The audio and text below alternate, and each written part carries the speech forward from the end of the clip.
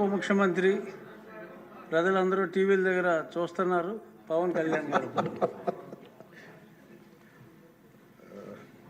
గౌరవ అధ్యక్షుల వారికి హృదయపూర్వక నమస్కారం.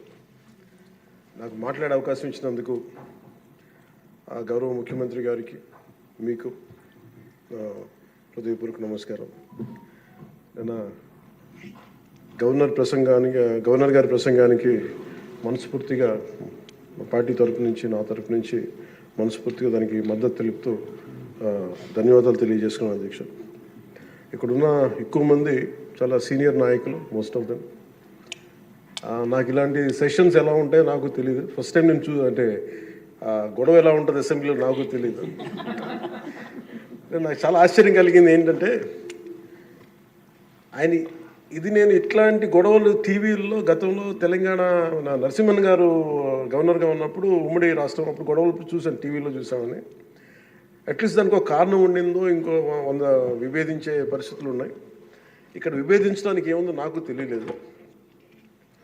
నేను అనుకుంటా ఉన్నాను, అసలు ఇలా ప్రవర్తించవచ్చా అని. ఇలా చేయొచ్చా అని. అంటే ఇది leaders should lead by example కదా. రాష్ట్రానికి ప్రథమ పౌరులైన గవర్నర్ గారు ఇలా ఈ స్థాయిలో ఉండి ఆయన మర్యాదపూర్వకంగా వచ్చి మన బడ్జెట్, మన రాష్ట్ర విధానాలని ఆయన ప్రవేశపెట్టి మాట్లాడుతూ ఉంటే గౌరవించే విధానం ఇదేనా అని అనిపించింది. సో నేను మనోహర్ గారితో మాట్లాడుతాను, మా సహచరులను, మంత్రి, మన సివిల్ సప్లైస్ మినిస్టర్ గారితో. నా రూల్ బుక్ మేమిద్దరు మాట్లాడుకుంటే rules of procedure and conduct of business in Andhra Pradesh legislative assembly ఏంటి సార్ ఇలాగే మాట్లాడేస్తారంటే దాంట్లో చూపించాను. చాప్టర్ 5లో when the house assembles under article 175 176 of the constitution, every member shall maintain the dignity and the solemnity of the occasion before, during or after the governor's address, and shall not obstruct or interrupt the address in any manner. Maintenance of dignity and solidity at governors address అనేది చాలా స్పష్టంగా ఈ rule బుక్లో ఉంటే, మనమే రూల్స్ని implement చేయాల్సిన వాళ్ళం.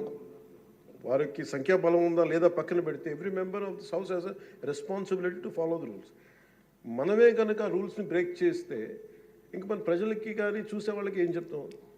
నాకు చాలా కాలం క్రితం నేను అప్పుడప్పుడు మనోహర్ గారిని అడుగుతూ ఉంటాను, సార్ అసెంబ్లీలో ఇక్కడ ఏమి గొడవలు జరిగినా ఎందుకు కేసులు పడవని. ఇక్కడ ఏమి మీకు కొట్టుకో, ఇది నేను నాకు చాలా కామన్ మ్యాన్ ఒక ఇష్యూ, ఒక ఇన్క్విజిటివ్నెస్. అండ్ నాకు పార్లమెంట్లో గొడవ జరిగినప్పుడు ఏమి ఏంటి ఇబ్బంది పెట్టేస్తారు ఏంటంటే, ఇక్కడ అవేమి ఉండవు, ఇక్కడ ఇట్స్ ఫ్రీ ఫర్ ఆల్ అన్నట్టుగా మాట్లాడితే then we have more responsibility. మన మీద రూల్స్ పెట్టలేదు అంటే ఏం కేసులు పెట్టమండి. ఇదే కనుక నిన్న వాళ్ళు చేసిన గొడవే కనుక గవర్నర్ గారి మీద, ఆయన సుప్రీంకోర్టు జస్టిస్గా ఉన్నప్పుడు ధైర్యం చేయగలరా, కళ్ళల్లో చూడగలరా?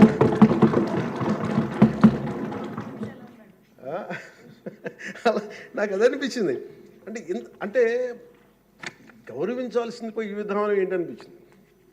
నిన్న టీవీ వాళ్ళని అడిగారు, మీరు వీళ్ళ వైసీపీ నాయకులు ఇలా మాట్లాడారు కదా, మీ ఇదేంటి అని. YCP synonym for ruckus. అంటే గొడవకు కానీ బూతులకు కానీ వాళ్ళు పర్యాయ పదం అయిపోయారు. అంటే నిన్న చూసిన గొడవ జరిగిన తర్వాత నాకు నిజంగా అనిపించింది, గౌరవ ముఖ్యమంత్రి గారు అన్ని సంవత్సరాలు వాళ్ళు ఎలాగా వాళ్ళని తట్టుకొని నిలబడ్డారో ఆయనకి హ్యాట్స్ ఆఫ్ తెలియజేస్తాడు.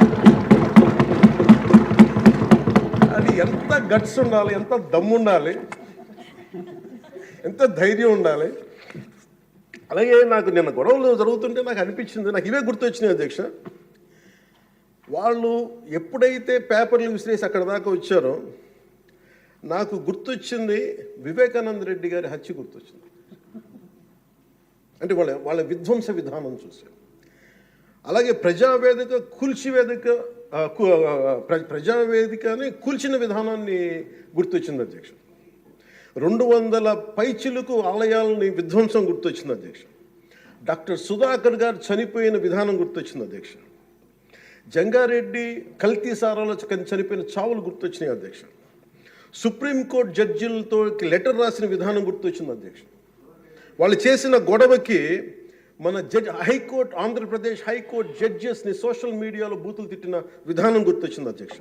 సోషల్ మీడియా అబ్యూస్ గుర్తొచ్చింది అధ్యక్ష, పత్రికాధిపతులపై దాడులు వచ్చినాయి అధ్యక్ష, రివర్స్ టెండరింగ్ గుర్తొచ్చింది అధ్యక్ష, పాలసీ టెర్రరిజం గుర్తొచ్చింది అధ్యక్ష, స్వయాన మీ మీద జరిగిన టార్చరు, దాడులు, ఇబ్బంది పెట్టిన విధానం గుర్తొచ్చింది అధ్యక్ష, మడ అడవుల విధ్వంసం గుర్తొచ్చింది అధ్యక్ష, చంద్రబాబు గారిని 53 రోజులు జైల్లో పెట్టి ఇబ్బంది పెట్టిన విధానం గుర్తొచ్చింది అధ్యక్ష, అమరావతి రైతుల్ని దారుణంగా రక్తాలు వచ్చేలా కొట్టి కేసులు పెట్టింది గుర్తొచ్చింది అధ్యక్ష, తిరుపతి కల్తీ లడ్డులు గుర్తొచ్చినాయి అధ్యక్ష, అబ్యూస్ ఆన్ విమెన్ గుర్తొచ్చింది అధ్యక్ష. మన కళ్ళ ముందు వీళ్ళు విధ్వంసం తెలియజేస్తూ ఉన్నారు. వీళ్ళు ఈ స్థాయిలో ఇక్కడ ప్రవర్తిస్తే దానికి సంబంధించి బయట ఇట్లాంటి గొడవలు జరుగుతాయి అధ్యక్ష. ఇది మారాలి అని చెప్పి మనం మాట్లాడితే ప్రజలు మనకి ఈ రోజున ఇంత అత్యధిక బలంతో మనల్ని ఇక్కడ నుంచోబెట్టారు అధ్యక్ష, ఇక్కడ కూర్చోబెట్టారు మనందరినీ. దీనికి గౌరవ ముఖ్యమంత్రి గారు ప్రదేశాలు చెప్తూ ఉంటారు. అలాగే ఇది మినిమం గవర్నమెంట్, ఇది మన నరేంద్ర మోదీ గారు చెప్తారు, గౌరవ ప్రధానమంత్రి, minimum government and maximum governance అని. దాంట్లో భాగంగానే చాలా గ్రేట్ అడ్మినిస్ట్రేటివ్ రిఫార్మ్స్ పట్టుకొచ్చారు. ఈ రోజున వాట్సాప్ గవర్నెన్స్ కూడా ముందుకు తీసుకెళ్ళడానికి ఆయన అనుభవం. అంటే మేము ఈ ప్రభుత్వం చేస్తున్నది అధ్యక్ష, ఎక్కడా కూడా ప్రభుత్వం ప్రజలకి సామరస్యపూర్వకంగా ఉండాలి, ఎక్కువ సానుకూలంగా ఉండాలి, ఎక్కువ బాధ్యతలు పెట్టాలి, ఎక్కువ బరువు పెట్టకూడదు అనే విధంగా గౌరవ ముఖ్యమంత్రి గారి ఆధ్వర్యంలో నడుస్తూ ఉంది ప్రభుత్వం. మేమందరం ఆయనకి సహాయ సహకారాలు అందిస్తూ ఉన్నాం అధ్యక్ష. Governor his excellency Abdul Nazeer గారికి రాష్ట్ర ప్రభుత్వ అధిపతిగా గవర్నర్ హోదాలో శాసనసభను ఉద్దేశించి రాష్ట్ర అభివృద్ధి భవిష్యత్ నమూనాను దిశానిర్దేశం చేసినందుకు వారికి నా హృదయపూర్వక కృతజ్ఞతలు. అలాంటి ఉన్నతమైన వ్యక్తి ఇస్తున్న సందేశాన్ని చూసి వైసీపీ వాళ్ళు బాయ్కాట్ చేయడం చాలా దురదృష్టకరం. ఇలాంటి ఆయన చూస్తూ ఉన్నాను అధ్యక్ష, ఇట్లాంటి ఇబ్బంది పెట్టే సమయంలో కూడా ఆయన ఆరోగ్యం కూడా సరిగ్గా లేదు, జ్వరం వచ్చిన సమయంలో కూడా ఆయన ఎంత ఇబ్బంది పెడుతుంటే ఆయన చాలా సక్సెస్ఫుల్గా ఆయనకి ఇచ్చినందుకు మనస్ఫూర్తిగా వారికి నా ధన్యవాదాలు, నా కృతజ్ఞతలు తెలియజేస్తాను. చట్టసభలు దేవాలయాలు లాంటివి రాజ్యాంగాన్ని పరిరక్షించేందుకు 5 కోట్ల ఆంధ్రప్రదేశ్ రాష్ట్ర ప్రజల భవిష్యత్తుని నిర్ణయించే వేదిక ఇది. అలాంటి సభను హుందాగా నడిపించాలని కూటమి ప్రభుత్వం అధికారులకు వచ్చిన రోజు నుంచి తరచుగా చెప్తూ గౌరవ ముఖ్యమంత్రి గారు పదే మా అందరికీ దిశానిర్దేశం చేస్తూ ఉంటారు.